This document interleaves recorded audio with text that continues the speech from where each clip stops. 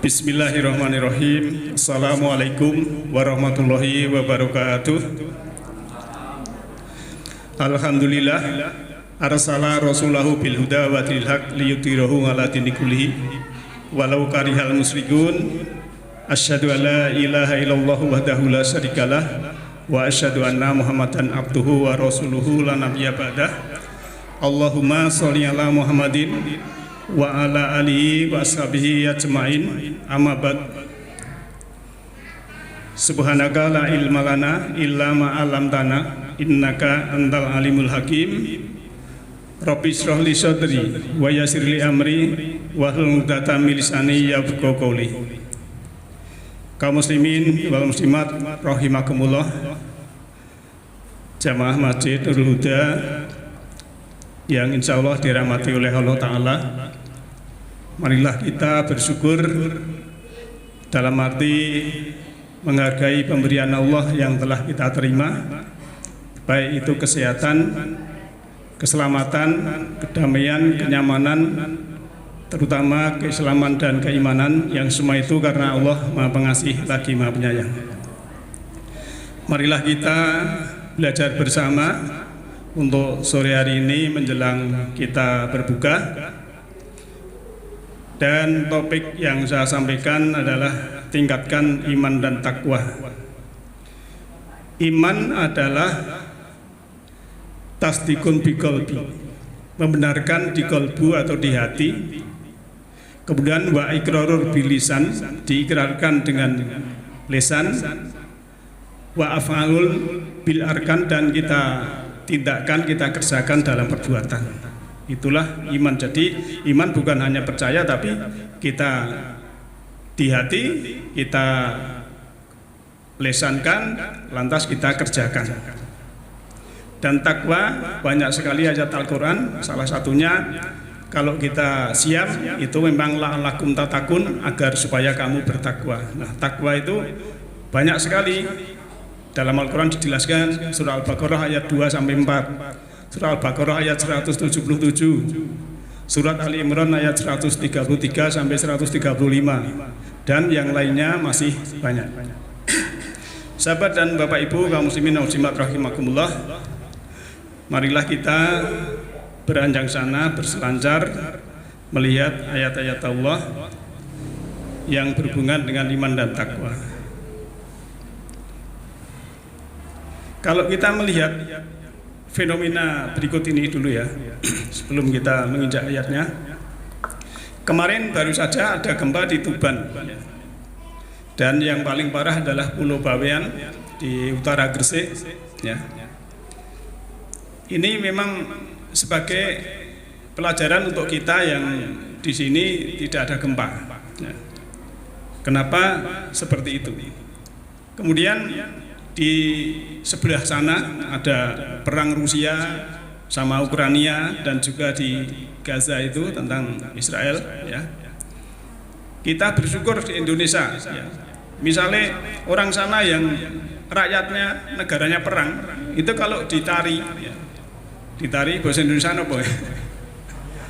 Ditanya atau kon milih urip atau pilih Indonesia.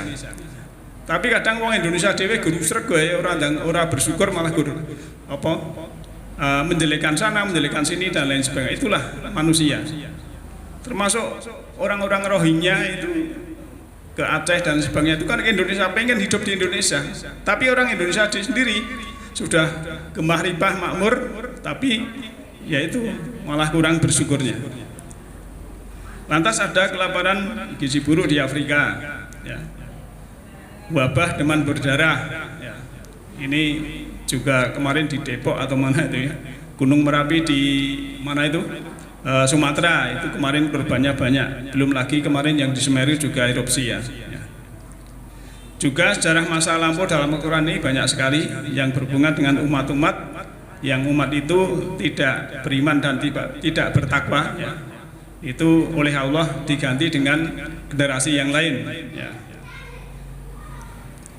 Bapak Ibu yang saya hormati, musibah ya itu bencana ya, bisa celaka, bisa malapetaka, dan itulah kemalangan yang disebabkan oleh karma atau balasan, atau karena perbuatan yang kurang baik terhadap orang tua, terhadap alam, atau karena perbuatan melanggar larangan. Jadi ini sesuatu yang menimpa kita yang tidak baik, ya, itu saya ambilkan musibah. Padahal sebetulnya musibah dan berkah itu dua sisi mata uang, tinggal kita dari sudut pandang mana kita melihatnya. Ini sebagai prolog supaya kita bisa berpikir dulu tentang diri kita dan alam semesta. Ketika kejadian alam datang, tanggapan manusia itu berbeda-beda, ya. Ada yang memberi judul Allah tidak Rahman Rahim, ya. Ada yang memberi judul Allah telah murka. Ada yang memberi judul Allah mengazab. Ada yang memberi judul, ya, istilahnya sudah menerima dengan, tapi menggerutu, berbeda dengan mendapat nikmatan. Kalau sesuatu yang tidak disenangi itu menggerutu, tapi kalau kenikmatan ya tidak menggerutu gitu. Tapi ada yang menerima kenyataan yang terjadi itu dengan menyaksikan sebagai program dari Allah. Jadi misalnya ada banjir, ya, itu karena bumi memproteksi diri, ya. Yang namanya karakter air itu kan ke tempat yang rendah. Tapi manusia yang merusak, ya, lingkungan, ya. Sungai harusnya lebar dipersempit, kemudian menjadi dangkal, dan akhirnya air ya kemana saja, menerjang siapa saja, kaya miskin, ya, diterjang semua oleh air itu. Itu karena ulah manusia. Nah, pandangan seorang muslim seharusnya berkaca kepada Al-Quran dan sebagai petunjuk, ya. Ungkapan di atas 1-4 tadi, ya, dipandang tidak wajar, apalagi suudzon kepada Allah ketika ada yang berkata di balik peristiwa itu semua ada hikmahnya, baik yang dinilai buruk atau dinilai baik. Yang paling akhir itu tentu tidak memuaskan akal pikiran, tapi baik untuk jiwa. Jadi kalau ada sesuatu yang tidak menyenangkan, ya, sesuatu yang tidak menyenangkan itu mungkin dengan pikiran kita, ya, dengan jasmani kita itu benci, tidak suka. Tapi sebenarnya untuk jiwa, ya, untuk jiwa itu baik. Misalnya orang yang sukanya istilahnya minum atau apa, lantas karena dia kena sakit, menurut pikirannya kena sakit itu ya tidak senang. Tapi untuk jiwa baik karena dia nanti akan sembuh dari perbuatannya itu. Nah, apa yang dinamai keburukan sebenarnya tidak ada, atau paling tidak hanya pandangan nalar manusia yang memandang secara parsial. Bukankah Allah Ta'ala berfirman, ya, di sini dalam surat Jadah surat 32 ayat 7 ini, ya, alladzi ahsana kulla syai'in khalqah wa bada'a khalqal insani min tin. Yang artinya yang membuat segala sesuatu yang dia ciptakan itu sebaik-baiknya, dan yang memulai penciptaan manusia dari tanah. Jadi Allah menciptakan segala sesuatu itu ahsana, Pak, ya, sebaik-baik. Ini fi'il isim adzam, ya, superlatif ahsana. Jadi termasuk peristiwa apapun itu sebenarnya bagi Allah baik, tapi kadang manusia yang memberi judul. Tetapi, ya, peringatan semuanya itu dalam semesta ini, ya, yang manusia salah satu makhluk yang diberi pilihan, tapi memilihnya itu tidak lepas dari hukum alam yang Allah berikan di semesta ini. Seperti tadi saya gambarkan, ya, kalau air itu karakternya ke bawah, mengalirnya ke bawah, tidak mungkin ke atas. Lantas manusia, ya, dengan merusak hutan menjadi gundul, kemudian sungai yang lebar di tempat sampah kotor dan lain sebagainya, lantas juga di semen semua, akhirnya air ini kan meluap. Nah, dalam air meluap ini tidak pandang bulu, orang kaya, orang miskin, pejabat, rakyat, semua air ini menerjang, karena memang itulah hukum alam dari Allah yang istilahnya karakter air itu seperti itu. Lantas kita melihat ayat berikut ini ya. Bertakwa kepada Allah Ta'ala. Ini ayat ini sudah populer ya, biasa kita baca ya dalam surat Al-A'raf ayat 96. A'udzubillahi minasyaitonirrajim. Bismillahirrahmanirrahim. Walau ana ahlal qura amanu wattaqu la fatahna alaihim barakatim minas samai wal ardi walakin kadzabu fa akhadnahum bima kanu yaksibun. Jikalau sekiranya penduduk negeri-negeri beriman dan bertakwa, pastilah kami akan melimpahkan kepada mereka berkah dari langit dan bumi, tetapi mereka mendustakan ayat-ayat kami. Itu ayat kami itu, maka kami siksa mereka disebabkan perbuatan mereka. Jadi sebetulnya suatu negeri ya, kuro itu bisa kampung, bisa negeri ya, itu syaratnya iman dan takwa. Maka topik sore ini kan meningkatkan iman dan takwa. Jadi kalau iman dan takwa, la fatahna, lamnya lam takkid yang artinya sungguh, fatahah, kemudian nanya domir kami Allah, itu bentuknya ya fi'il madhi ya. Akan kami ya, akan apa? Kami bukakan ya. Maka Al-Fatihah itu kan pembukaan. Alaihim atas mereka. Apa yang dibuka? Barokatim minas sama, yaitu keberkahan dari langit wal ardi dan bumi. Jadi dari angkasa ada keberkahan, dari bumi juga ada keberkahan. Tetapi ya, tetapi kadzabu, mereka itu mendustakan. Fa'akhot nahum, akhirnya karena dia mendustakan, maka dia kena sanksi ya, yaitu fa'akhot nahum ini bimakanu yaksibun, dengan apa yang mereka perbuatkan.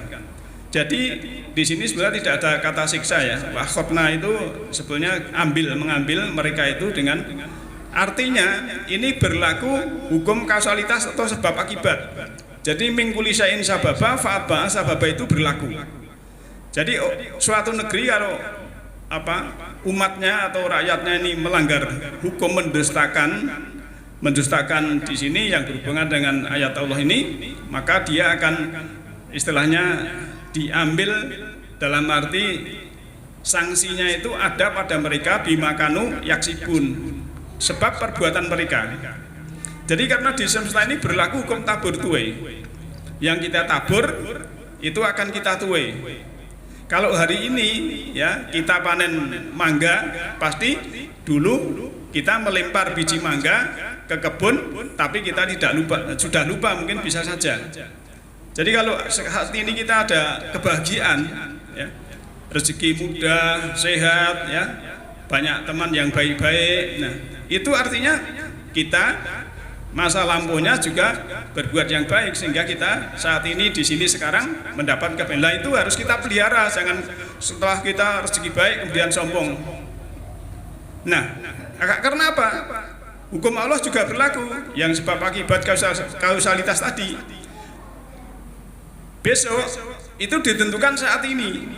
Kalau saat ini kita membuat sebab yang baik, akibat yang nanti kita juga akan baik. Maka kuncinya adalah beriman dan bertakwa. Nah, ayat ini juga berlaku secara individu, Pak. Kalau ini kan Korea, tapi secara individu ya, orang itu kalau beriman amanu wataku ya, ini kan fi'il madhi, amanu telah beriman, wataku telah bertakwa.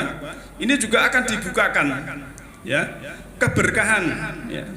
Keberkahan, yang namanya berkah itu sesuatu yang kita miliki itu untuk kebaikan, itu namanya berkah.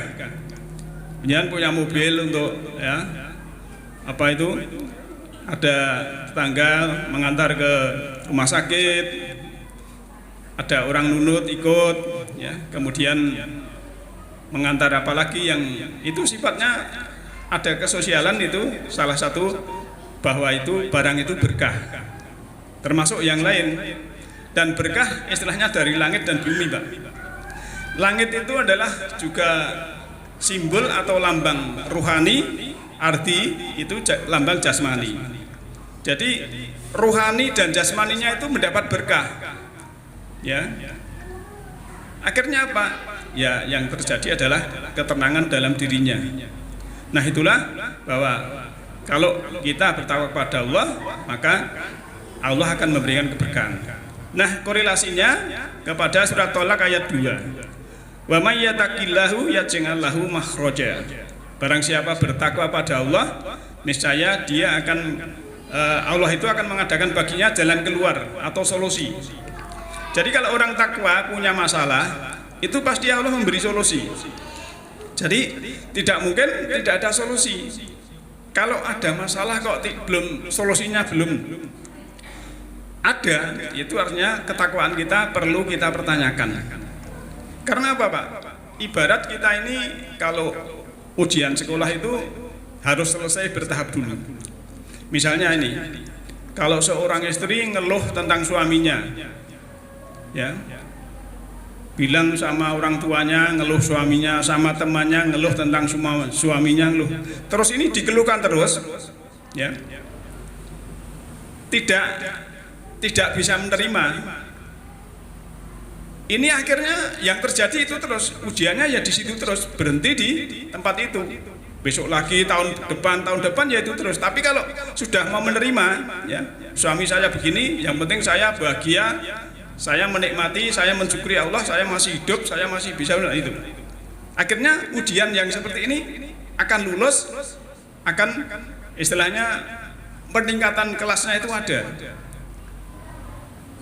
Nah, setelah itu namanya ada mahroja atau jalan keluar. Jadi memang sering saya sampaikan, kalau kita sesuatu tidak senang, ya, itu kan tidak usah dikeluhkan kepada teman atau sahabat yang lain, karena yang mendengarkan itu namanya keluhan juga tidak enak.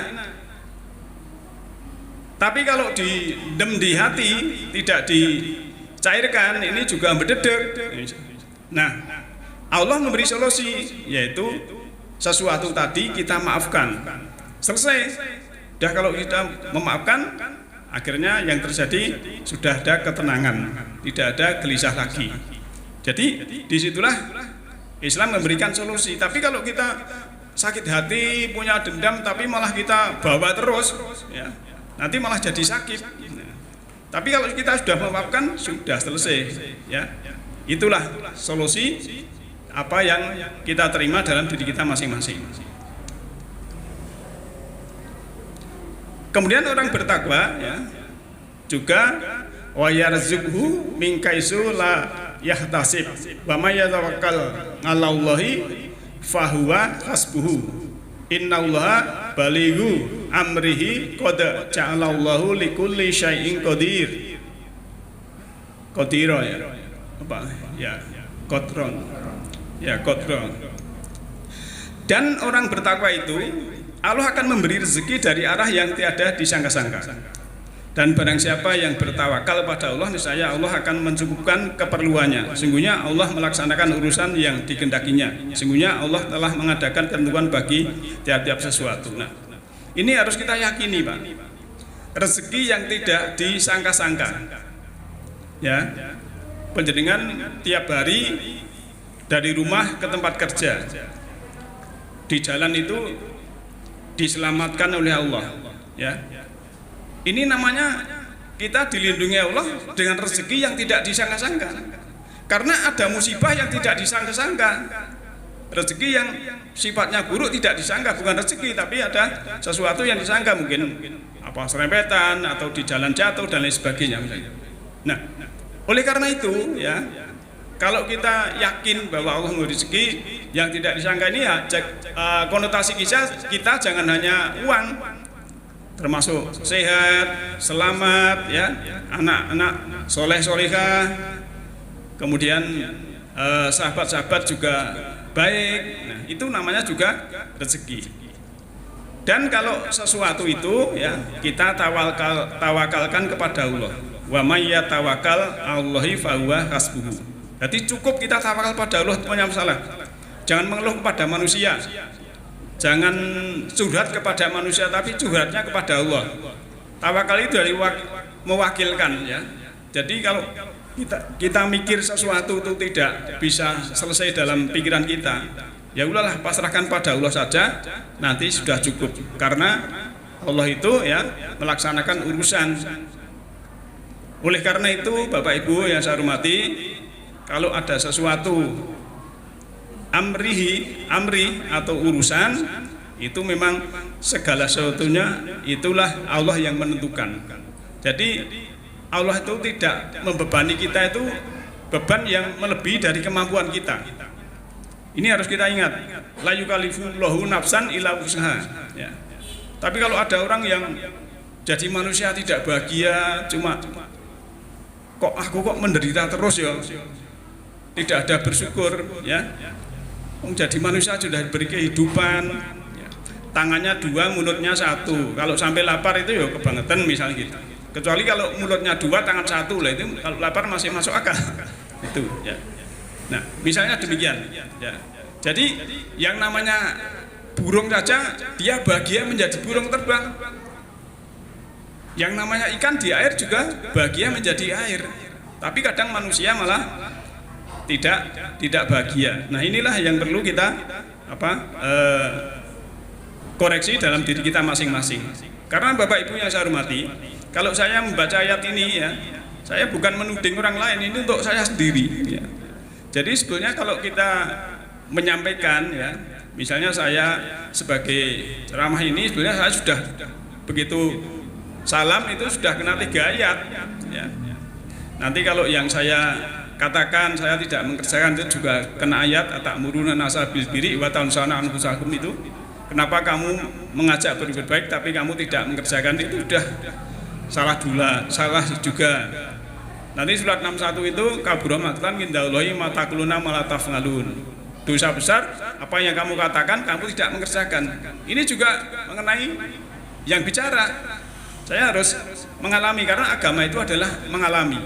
Linding tuno setelah kita belajar untuk mengetahui, kemudian kita harus linding tudu. Kita kerjakan pengalaman. Setelah itu kita baru linding tubi. Kita akan menjadi seperti yang kita kerjakan itu. Kemudian kita di masyarakat sudah learning to live together ya. Itu kita bersama-sama untuk membangun keindahan di semesta ini. Nah, Ibu Bapak yang saya hormati, lantas masih yang berhubungan dengan iman dan takwa ya. Supaya tidak dolim pada Allah Ta'ala ya. Di sini kan ada ayat surat Hud ayat 117. Wa makana rabbuka liyuhlikal qura bi dzulmin ya bil dzulmin wa ahluha muslihun. Dan Tuhanmu sekali-kali tidak akan membinasakan negeri-negeri secara dolim, sedang penduduknya orang-orang yang berbuat kebaikan. Kuncinya memang muslihun, Pak. Jadi dari kata solaka yasluku, solihun, orangnya juga muslih. Ya, muslih itu orang yang berbuat baik. Jadi maka di ayat lain itu kan innallaha ma'alladzina taqaw walladzina hum muhsinun. Orang-orang yang juga Allah itu bersama orang yang takwa dan orang-orang yang berbuat baik. Ada lagi innallaha ma'as-sabirin. Allah bersama orang-orang yang sabar. Artinya kalau kita marah, kita tidak takwa, kita tidak berbuat baik, itu Allah tidak bersama, kan begitu. Jadi di mafhum mukhalafah seperti itu. Maka kita ya tugasnya juga muslihun ini berbuat baik.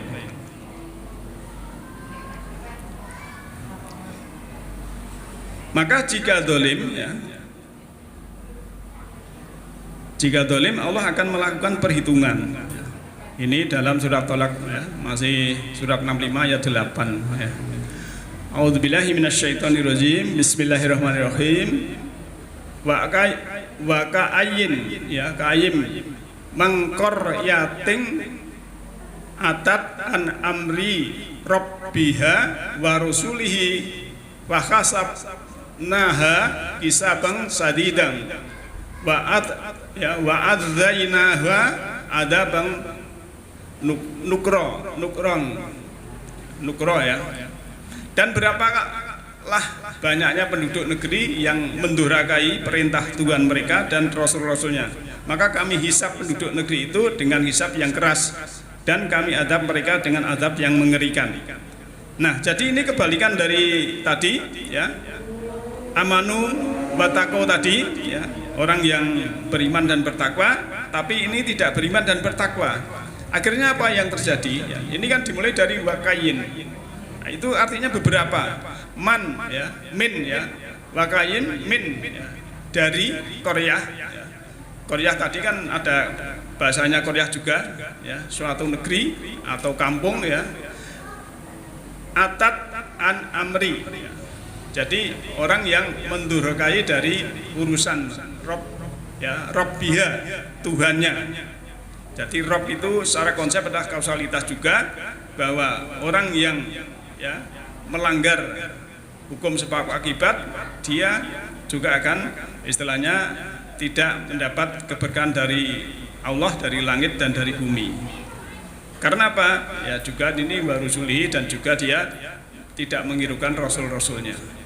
Jadi mendurhakai Allah dan Rasul. Maka fakhasabnaha hisaban syadida. Perhitungannya, ya, perhitungannya itu cepat Allah itu, ya, dan sangat, Pak. Dan perhitungan Allah itu jangan hanya dipahami wah besok saja kan gitu. Termasuk kita saat ini, karena Allah itu syari'ul hisab, perhitungannya sangat cepat. Kalau tidak percaya, ya, jangan praktekkan. Dan kalau malam tiap jam 10 malam makan sego goreng, makan nasi yang perutnya kenyang, makan besar lah gitu. Nanti jarak 6 bulan mesti kena sakit gula atau penyakit yang lain. Ya, misalnya demen itu satu, ya, satu rangkaian namanya hukum sebab akibat atau tabur tua itu. Termasuk walaupun penjalan mungkin dokter, tapi melanggar apa yang terjadi dalam hukum semesta ini juga nanti juga kena sakit juga. Misalnya, ya, makannya tidak sesuai dengan usia dan terukur dengan dirinya, walaupun dokter makannya ngawur, sukanya gulai, tengkleng, ya, sate, bakso, yang daging-daging tiap hari, nanti akhirnya juga tidak sehat. Karena sebetulnya kalau menuruti di lidah itu hanya enaknya itu hanya 5 cm, tapi di sini kan yang ginjalnya yang menyaring, kemudian livernya yang menyaring, dan lain sebagainya itu sangat berat. Maka Allah sudah memberikan kulu wasrobu wala tusibu, makanlah dan minumlah jangan melebihi batas. Surah Araf ayat 31. Kalau di Al-Baqarah 168 suruh makan yang halalan thayyibah. Halal itu yang mudah didapat, yang mudah dicerna, ya. Thayyibah itu yang baik untuk kesehatan, tidak melebihi batas. Sebab saya punya teman dokter itu umurnya di bawah saya 8 tahun, ya. Itu sudah operasi katarak, sudah operasi batu ginjalnya gitu. Ini sebagai contoh aja. Mungkin makannya juga walaupun dokter mungkin kurang hati-hati kan begitu. Bapak Ibu yang saya hormati, ya, terlanjut. Nanti kalau kurang 10 menit diingatkan ya. Jawaban adalah jika kita ingin bahagia dunia dan bahagia akhirat, seperti doa yang selalu kita panjatkan, ya. Ini hafal semua, ya. Dalam surah Al-Baqarah ayat ini 201 dan 202 ini sebagai contoh. Yang satu berdoa hanya untuk dunia, yang satu akhirat. Jadi Rabbana atina fid dunya hasanah wa fil akhirati hasanah wa qina adzabannar itu. Kebalikannya jangan yang ayat 200-nya ini. Jadi kita yang 201-nya. Kalau yang 200 ini kan Rabbana atina fid dunya wa malahu, ya, fil akhirati min khalaq. Ya Tuhan kami, berilah kami kebaikan di dunia dan dia adalah baginya bagian yang menyenangkan di akhirat. Jadi hitungannya mau menjaluk dunia saja. Ini namanya tidak imbang.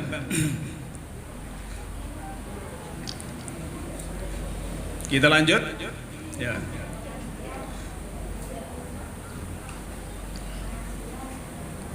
Di dalam surat Naziat, ya, surat 79 ayat 23 sampai 25, fa khasara fanada faqala ana rabbukumul a'la fa ghadahullahu nakalal akhirati wal ula.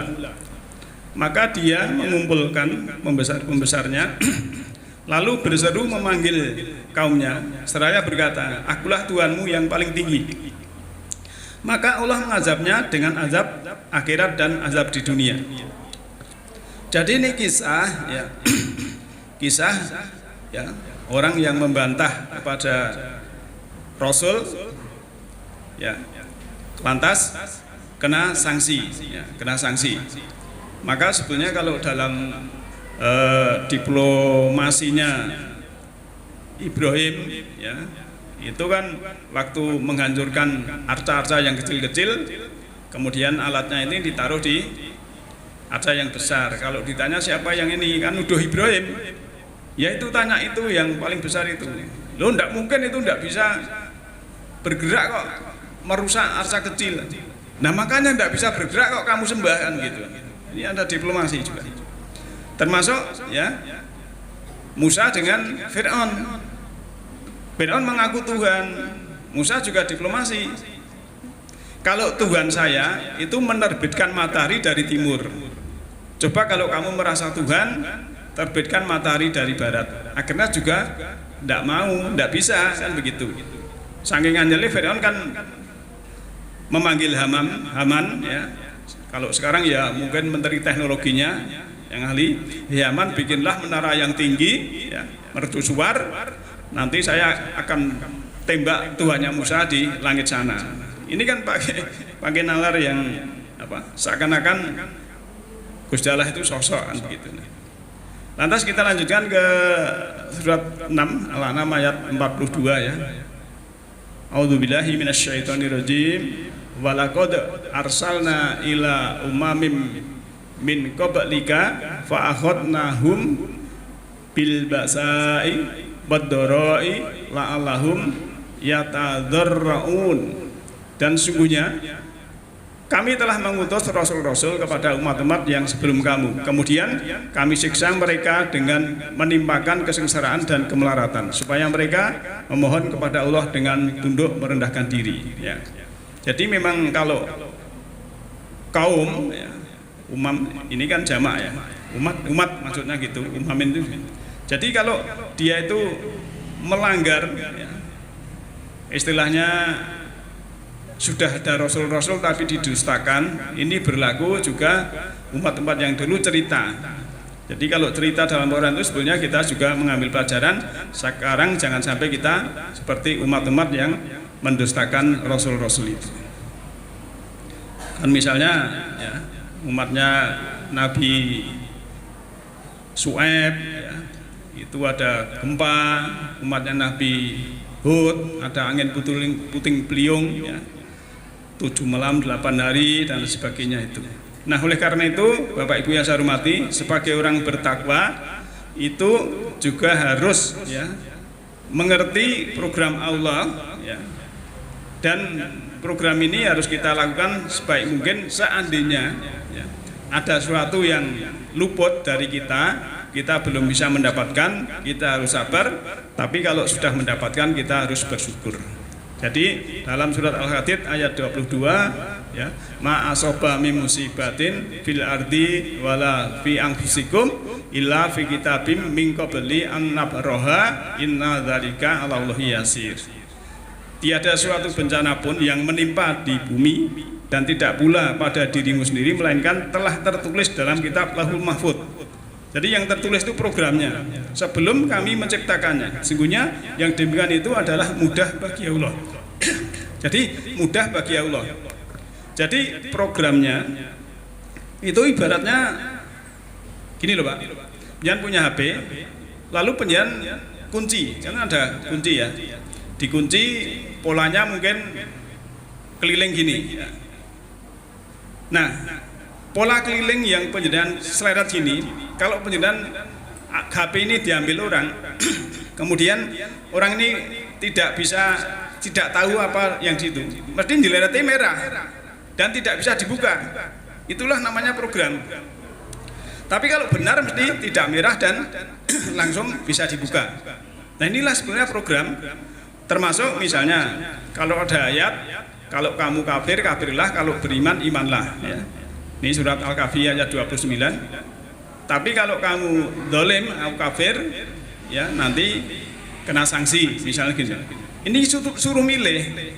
Nah dalam memilih ini, manusia disuruh memilih ini tidak lepas dari koridor hukum Allah, program Allah yang dibuat. Jadi Allah itu kan ada banyak ayat Allah tidak mendolimi ya. Tapi kadang manusia ya berbuat sesuatu yang buruk di atas namakan Allah. Inilah yang sangat keliru. Wah, saya cerai ini kan karena Allah. Masa Allah suruh